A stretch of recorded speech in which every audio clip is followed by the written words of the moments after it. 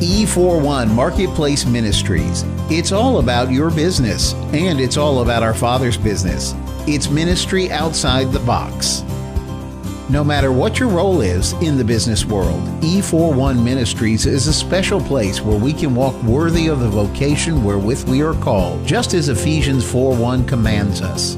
In today's busy and frenetic world, it's a blessing to know that God has a plan to bring hope, comfort, and peace through Marketplace Ministry. The E41 Marketplace Ministry of the Fellowship, it's a kingdom-building business. Hi, I'm Kerry Fink with E41 Ministries Television. E41 Ministries is an outreach of the fellowship, and as you may be aware, E41 stands for Ephesians 4:1. It's walk worthy in the vocation to which we're called. And so that's really what we want to talk about on E41 TV. We want to talk to people who are in church and they're busy working on developing and growing the kingdom from their particular point that they're holding down. And how do we make the people that are coming to our ministry or engaged with our church, how do we make them effective? We teach them on Sunday, and we give them a lot of guidance, but what do we do when they go back into the workplace Monday, Tuesday, Wednesday, Thursday, Friday? How do we train them to be effective at building the kingdom of God? And then if you're a person who is maybe in the marketplace, you're working, you may be working at a job, you may be working in education, you may be working for a government entity. How, as a Christian, can you make a difference? And as we all know, it's not always easy being a Christian in a workplace, because oftentimes it can be a hostile environment to people of faith. So that's what we really hope to accomplish today. And sitting to my right, I'd like to introduce the Executive Director of E41 Ministries, Dr. Dave Robinson. Thanks for making time to be with us today. I know you've got a busy schedule. Well, thank you, Kerry, and we appreciate taking time to do this for us and be a part of the team to develop E41. So it's just great to be with you again today. And as a footnote, I want to say we're actually on location in Reston, Virginia, and we're here actually at the Fellowship's One Conference. This is the annual meeting of the Fellowship. It's being held in Reston, Virginia, just outside the nation's capital. And we've really had just an incredible time. There's been some amazing speakers, just really great education, great training, great equipping, just great people here at the Fellowship, I think is a way to say it. And speaking of great people, we had the opportunity of running into some good friends of yours. It's Dr. Denny Nissley, and his wife, Sandy. And so you guys have a fantastic ministry called Christ In Action. And as we were talking about this before we started taping, it was fascinating to hear not only your personal story of how you have been involved in ministry over the years, really fighting the battle in the streets, but then how you've taken it to this whole other level. Could you give us a little bit of an introduction and a background to all you do? Absolutely, Kerry. It's good to be here. Thanks for allowing Sandy and I to come. Dr. Robinson and I have been friends for more years than I'll admit right here on camera, but we've been good friends for a long time, been in many trenches together for the kingdom of God. And the ministry of Christ in Action is basically, we're a disaster relief ministry. We go in after tornadoes, hurricanes, terrorist attacks, wildfires, whatever would put people in peril, take out communities and stuff. We have a couple of $1 million worth of equipment to go in and to help people in time of need. We're the ones on 9/11, just down the road here at the Pentagon, that we were able to go in the parking lot. We set up a kitchen in the middle of the parking lot, and we fed over 55,000 meals to the recovery workers. And by setting up the dining room, which is almost a 9,000 square foot tent, and by feeding all the workers, it gained us access to speak to the workers that were seeing things and doing things in the rubble that most of us don't even imagine.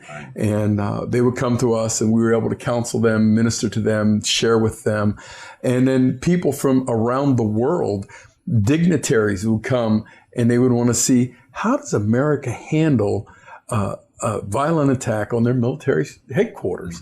And they would see the set up, the tents and the feeding wonder how that's happening. They say, well, this is Dr. Nissley with Christ in Action. They're doing this. We do not get any government funding. We funded this out of the body of Christ.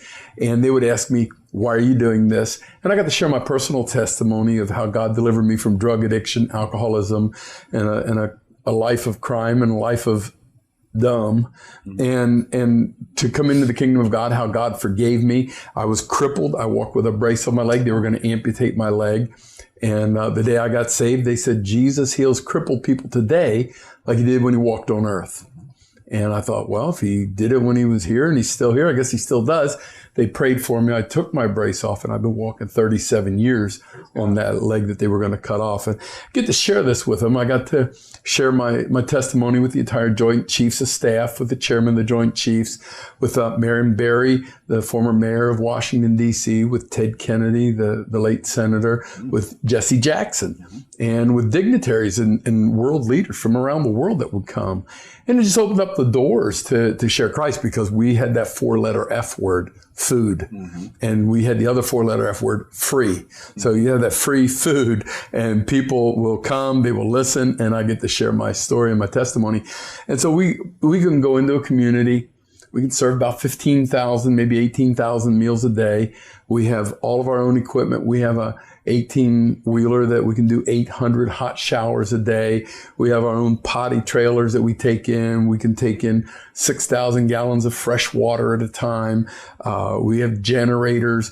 We have excavators, skid steers, track loaders, chainsaws, anything to go in after a tornado, hurricane, floods, and help clean up. We can, after Hurricane Sandy, we gutted over 200 homes that had water in. We gutted it out, cleaned the house out, ready to rebuild. We went in, rebuilt some homes and things like that. And when you get into somebody's home like that, they say, why are you doing this? Because we do it for free. And we get to say, well, it's just like salvation. Jesus gave us salvation. He didn't charge us for it. He paid a high price for it. And so that's why we do this, because, Kerry, people don't care how much you know until they know how much you care. And the actions speak louder than words.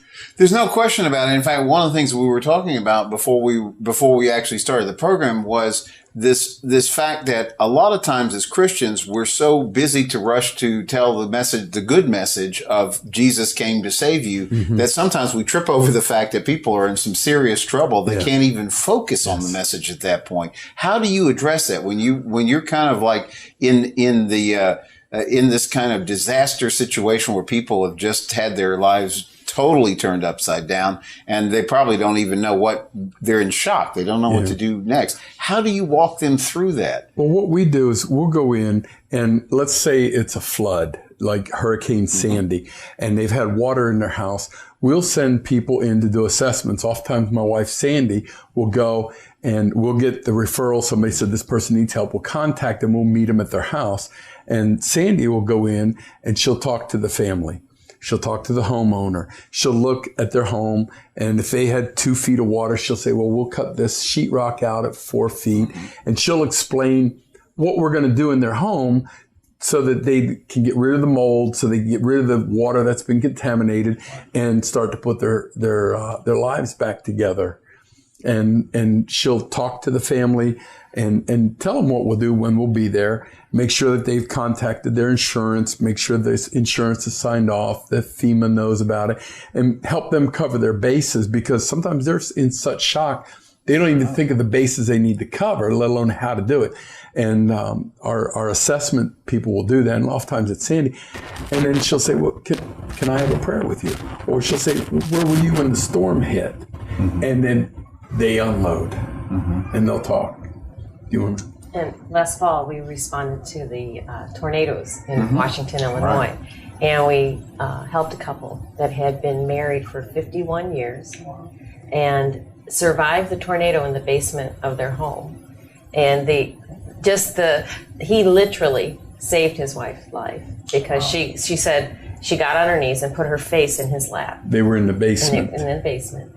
And they, when we first, he put his hand over her like this, and then hunkered down, and debris hit his hand, broke his hand made a lump on her head. And when we met them, and smashed her face. Her face was black and blue, where her glasses had impacted her face. On his leg. Oh my goodness. They were 80 years old, something like that. Yeah. And I looked at her, I said, did he hit you? And she says, he's my hero. He saved my life. And she told the story of how it was. It broke his hand. His hand was all swollen up. A brick must have hit it. And Sandy got to spend a lot of time with the family and talked to him. It was cold out, so she sat in the car where it was warm and talked with him.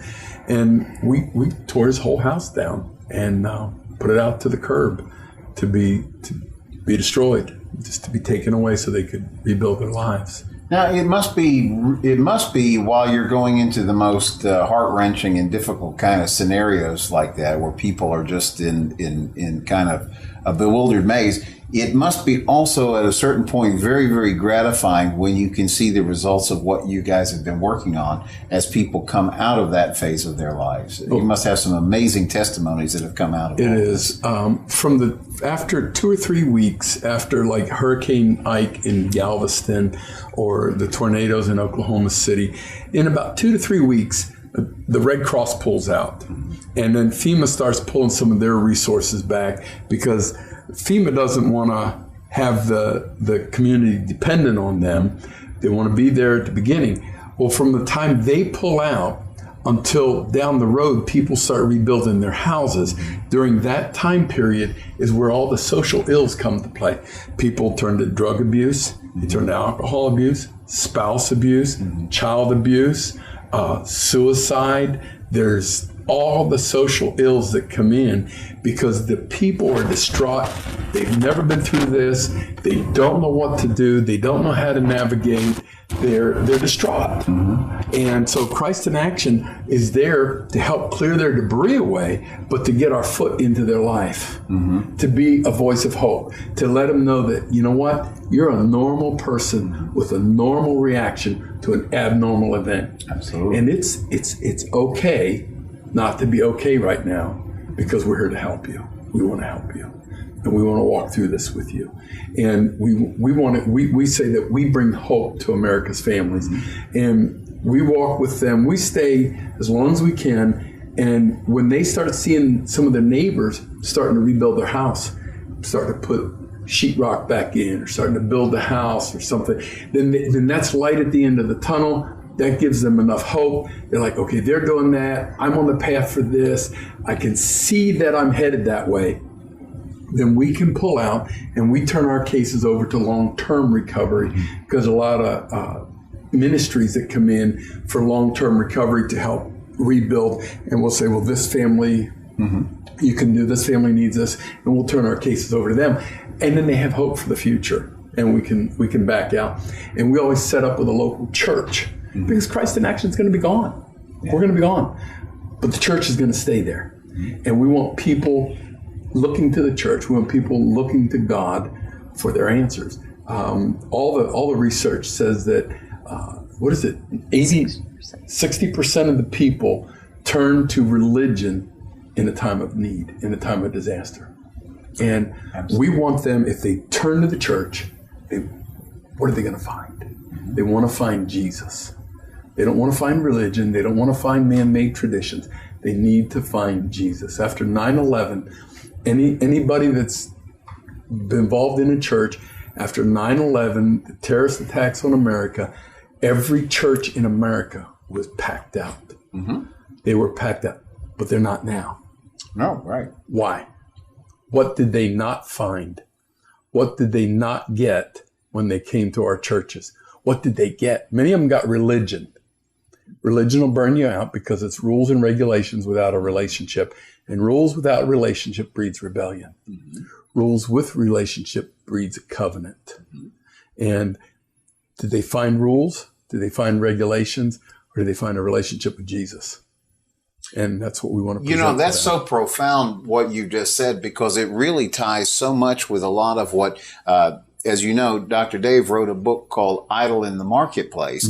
And what he really refers to is that one of the greatest things that we can all work on together to improve the effectiveness of churches in the kingdom is to get this awareness that it is not about, just a Sunday morning experience or a way to escape the world for a few hours by going to church, but that we're actually called to be in the world. And I just wanted to ask you to kind of like dovetail on that a little bit from your perspective, because it really seems like he's echoing a lot of the sentiments that you found true in that as well.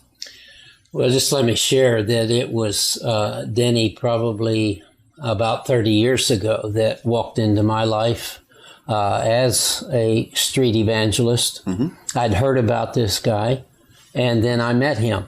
And he asked me the question. He said, have you ever led a soul to Christ outside of a controlled situation? Mm. I said, what do you mean? He said, either in your car, in your house, in this building. Have you ever led a soul to Christ out there? I said, not that I can think of. He said, well, tomorrow we're going to go do it. And so the next day, we're at the street corner 2 blocks from our church. He walks up to a young man. He said, if you were to die right now, do you know where you'd spend eternity? And the young man said, no. Do you? He said, absolutely. If you have Jesus, you'll spend it in heaven. If you don't, you'll spend it in hell. And I thought, well, this is going to be a divine moment here. And he pulled out his Bible, showed him the plan of salvation, and led the young man to the Lord. He got on his bus and went on his way. He said, all right, Dave, we're going down the next corner. It's your turn. And Kerry, I know without a doubt God set it up. Because when I asked the question, he said, no, I don't, but it's all I've been able to think about for 6 months. Wow. What happens after I die? I turned to Denny, I said, wow. He said, well, I told you the fields are white, and I'll just lead him to the Lord. And so I did. 6 months later, he takes me to Mardi Gras, Fat Tuesday, throws me in the deep end of the pool, and I'm down preaching on Bourbon Street with 17 people, and it changed my life forever. So I see his gifting as really a activation. When you use, it's 2 compounds you put together and it forms and hardens. It's, I forget what they call that, but anyhow, Epoxy. Thank you. He's the one that is the activator for many in the church. And I see he's one of those that if you get around him, he's not going to let you remain idle in the marketplace. Good. Well, and that's the thing. So many of the people that come on our relief efforts, they work and they tell their boss, say, listen, I'm a Christian and I'm working with this ministry, Christ in Action. They do disaster relief and I want to go help every time they deploy. And some of the employers say, well, give me a week's notice and you can go for 2 weeks. Some say, give me 2 weeks notice and we'll let you go for 2 weeks. Some say, okay, well, let's make it so that you give me a day and you can go. And many of them, their employers say, and we'll pay you for those 2 weeks. Wow. That'll be our contribution to help the community to recover. And then other people, it's like after 2 or 3 weeks, I can get off and come. And then by then, the early people that come, they've got to get back to work. And they are working in the workplace. And what we train them is when you get back to the workplace, you're still in the full-time ministry. Yes. You're still on duty for God. You just have somebody else signs your paycheck. It's not an organization. It's a corporation.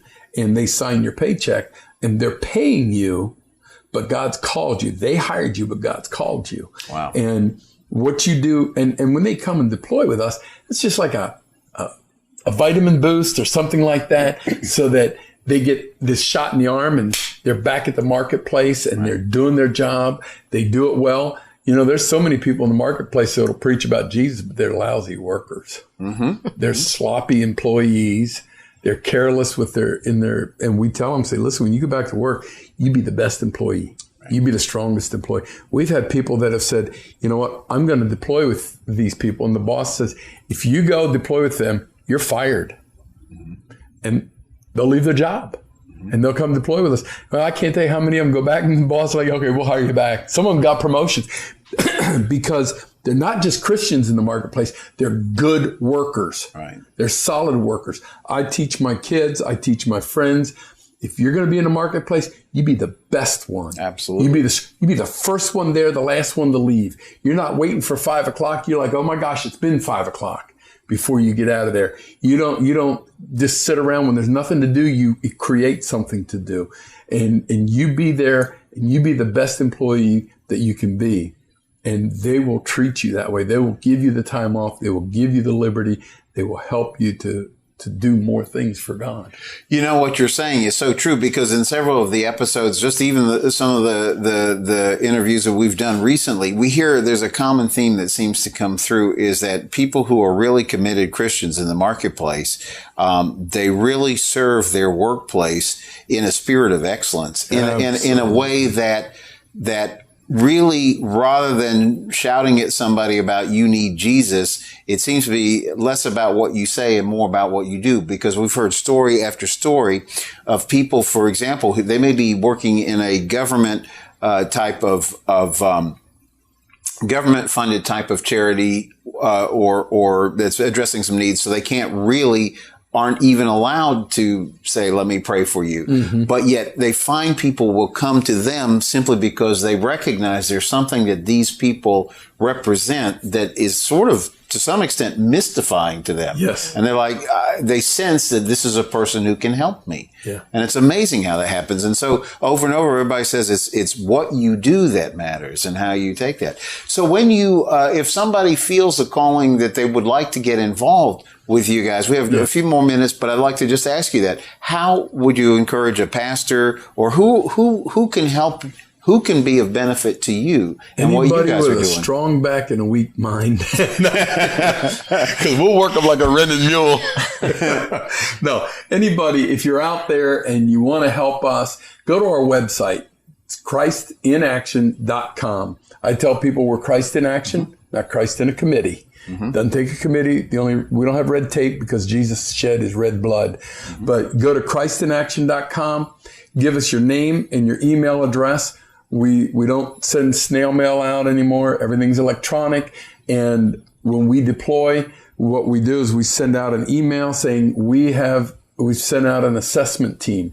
That team's out there to assess if we need to come, and if so, where we would go.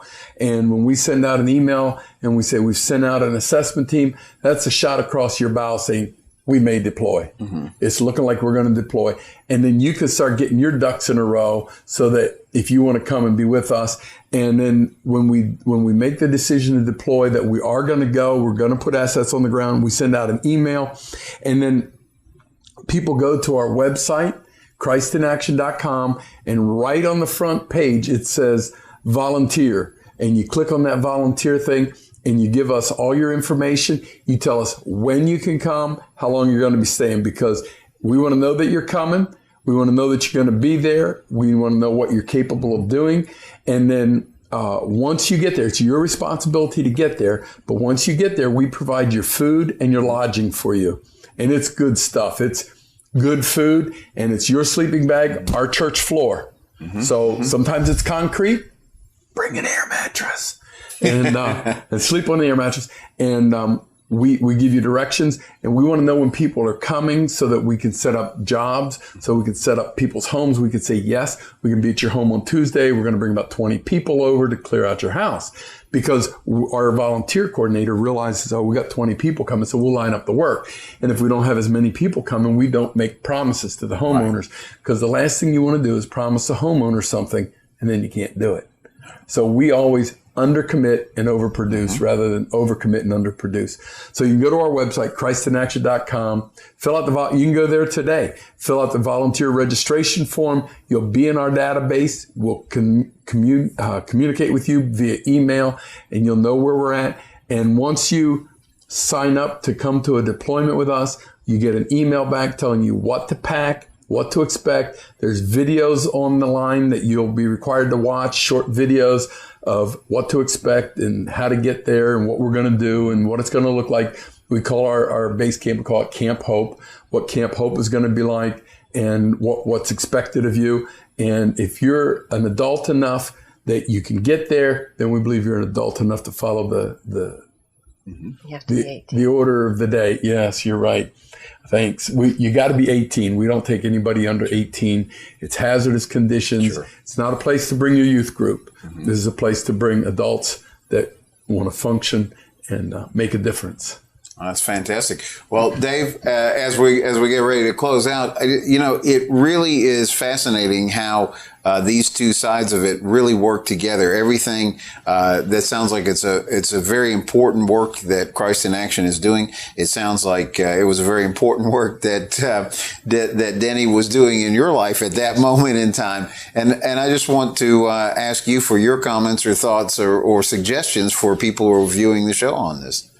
Well, it's just great to connect with Denny and Sandy again after a lot of years. We've kind of seen each other through the years, but it's great to have them join the fellowship today and become part of our E41 ministry. Yes. And I think it's going to be a great blessing to the fellowship and the churches that are part of the fellowship and the ministries. And so we're just glad to have them on To the board. body of Christ. Yes, absolutely. Absolutely. It's all about kingdom building. And I think that's the real takeaway that we hope that we give to you as you look through the different episodes of E41 Ministries. There are a lot of people who are laboring in the fields. And as you guys have both pointed out, the fields are ripe for harvest. Yes. And the key is that we got to get out there and work in the field. So I really want to salute you for everything that you guys are doing, because it makes a difference, particularly at the time. That's when people oftentimes find out that they need Jesus, is when they're at that breaking point. And it's good to know that there are people who care enough to get involved in that particular time. Well, thanks for having us on. And Dave, again, thanks for